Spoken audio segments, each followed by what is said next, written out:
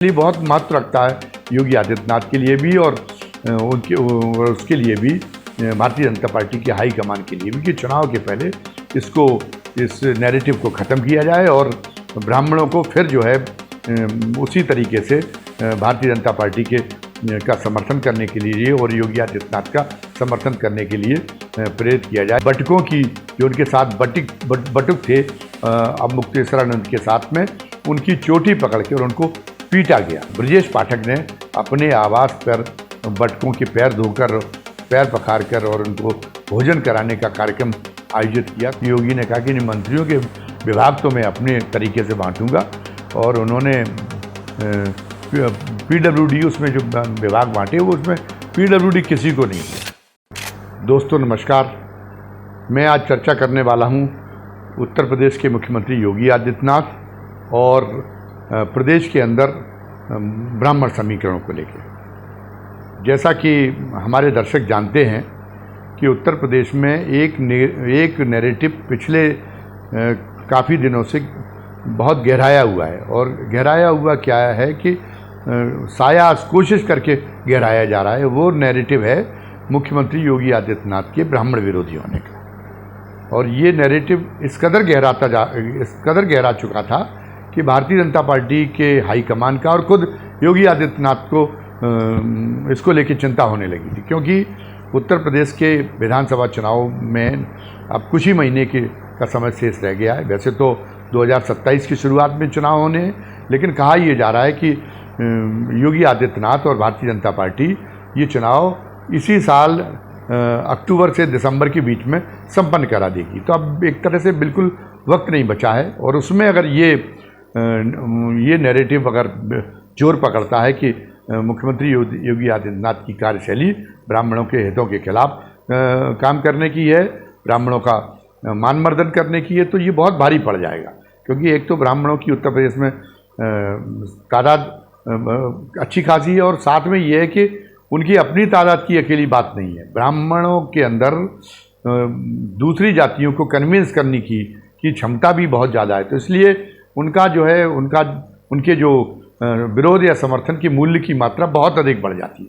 तो इसलिए बहुत महत्व रखता है योगी आदित्यनाथ के लिए भी और उसके लिए भी भारतीय जनता पार्टी की हाई कमान के लिए भी कि चुनाव के पहले इस नैरेटिव को ख़त्म किया जाए और ब्राह्मणों को फिर जो है उसी तरीके से भारतीय जनता पार्टी का समर्थन करने के लिए और योगी आदित्यनाथ का समर्थन करने के लिए प्रेरित किया जाए, जैसा कि उत्तर प्रदेश विधानसभा के पिछले 2 चुनाव में किया गया।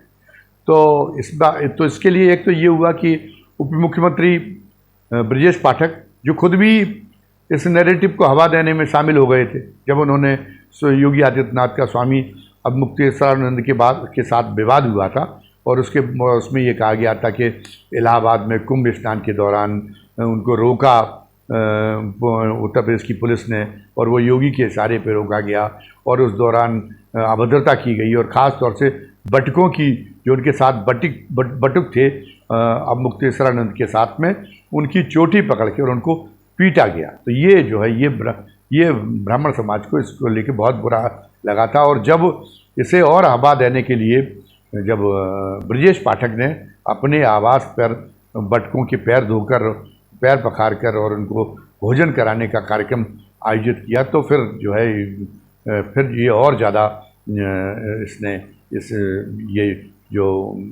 ये मामला था इसने और ज़्यादा तूल पकड़ लिया। हालांकि योगी इससे घबराए हुए नहीं थे, लेकिन फिर भी विधानसभा चुनाव के पहले संकट प्रबंधन तो करना ही था। तो पहले तो उन्होंने ये किया, एक तो इसमें हाई कमान का भी भारतीय जनता पार्टी का सहयोग रहा। जो हाल में मंत्रिमंडल विस्तार हुआ है, मंत्रिमंडल विस्तार में ये बात ज़रूर है कि बहुत सारे कुछ लोग जैसे राजेश्वर सिंह हैं और कुछ लोग हैं जिनको योगी अपनी मंत्रिमंडल में शामिल करना चाहते थे। भारतीय जनता पार्टी के हाईकमान ने इसकी छूट नहीं दी, लेकिन ये भी विचार किया कि कोई ऐसा नाम को मंत्रिमंडल में शामिल करने के लिए योगी को मजबूर न किया जाए, जिसकी वजह से योगी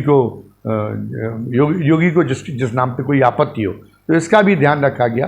दोनों लोगों ने सहमति बनी। मंत्रियों के विभाग वितरण के मामले में ये था कि लोग कोशिश कर रहे थे, खासतौर से जो हाईकमान के चहेते मंत्री थे वो कोशिश ये कर रहे थे कि योगी ने जितिन प्रसाद के केंद्र में जाने के बाद में जो अपने पास रख छोड़ा है अतिरिक्त प्रभार के रूप में पीडब्ल्यूडी का डिपार्टमेंट, वो पीडब्ल्यूडी का डिपार्टमेंट वो किसी को दे दें। खासतौर से उप मुख्यमंत्री केशव प्रसाद मौर्य इसके लिए बहुत ज़्यादा उत्सुक थे, और केशव प्रसाद मौर्य के बारे में जैसा कि लोग जानते हैं कि उनके ऊपर केंद्रीय गृह मंत्री अमित शाह का हाथ है, तो इसलिए 5-6-7 दिन लग गए मंत्रियों के बीच विभागों के वितरण में।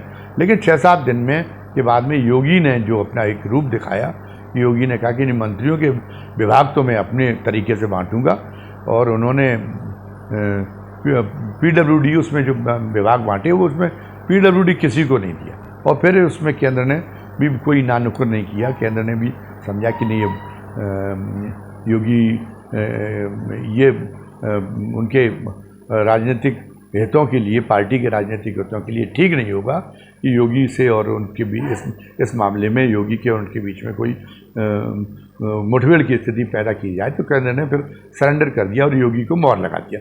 तो इसकी जो मैसेजिंग हुई उत्तर प्रदेश के नेताओं में, वो मैसेजिंग ये हुई कि उत्तर प्रदेश के अन्य जो योगी विरोधी नेता थे उन्होंने ये मान लिया कि नहीं, योगी को इग्नोर करना, योगी को एक सीमा से अधिक योगी को दबाना, ये हाईकमान के लिए भी संभव नहीं रह गया। तो इसलिए बेहतर ये होगा कि योगी से अब तालमेल करके ही चला जाए अगर उत्तर प्रदेश की राजनीति में सर्वाइव करना है।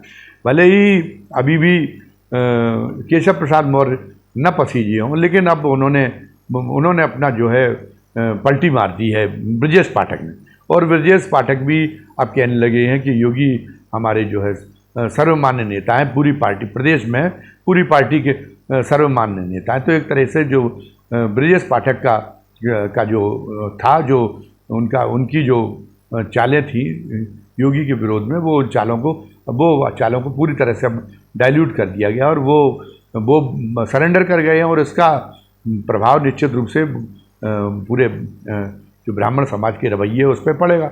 और दूसरा ये है कि मनोज पांडे जिनको समाजवादी पार्टी ने निकाल दिया था राज्यसभा चुनाव में क्रॉस वोटिंग के इल्ज़ाम में, और वो अब भारतीय जनता पार्टी का अंग बन गए हैं। तो एक तो ये हुआ कि वो मनोज पांडे को, चूँकि उन्होंने ये संजय सेठ के जो निर्दलीय उम्मीदवार के रूप में राज्यसभा के चुनाव लड़े थे, तो उनके लिए उन्होंने समाजवादी पार्टी से बेहतर बात किया था। तो उसमें संजय सेठ उनके अमित शाह के फाइनेंसरों में से एक हैं। तो एक तो ये था कि अमित शाह से उनके सीधे तार जुड़ गए थे मनोज पांडे के, और यहाँ मंत्रिमंडल के विस्तार के पहले मनोज पांडे से उनकी मुलाकात भी हुई थी। तो एक तो मनोज पांडे अमित शाह के आदमी, लेकिन साथ साथ में ये है कि मनोज पांडे ने मुख्यमंत्री के बीच में भी मुख्यमंत्री के साथ भी अपनी बहुत अच्छी ट्यूनिंग बना रखी। तो मुख्यमंत्री योगी आदित्यनाथ भी उनको लेके किसी तरह से सशंकित नहीं है कि ये अमित शाह से इतना अधिक ताल्लुक़ रखते हैं, और उनको लेके कोई उनके मन में कोई आशंका नहीं कि ये उनके विरुद्ध किसी भी तरीके की कोई किसी षड्यंत्र में शामिल हो सके। तो अब मनोज पांडे को उन्होंने मंत्रिमंडल में शामिल तो किया ही, और साथ साथ में ये कि जितने नए मंत्री बनाए गए उनमें किसी को कोई खास विभाग नहीं दिया गया, लेकिन मनोज पांडे को खास विभाग दिया गया।